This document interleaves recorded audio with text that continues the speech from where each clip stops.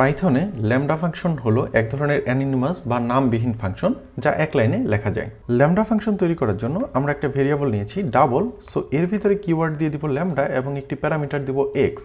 So x হচ্ছে একটি normal ফাংশনের প্যারামিটারের মতো।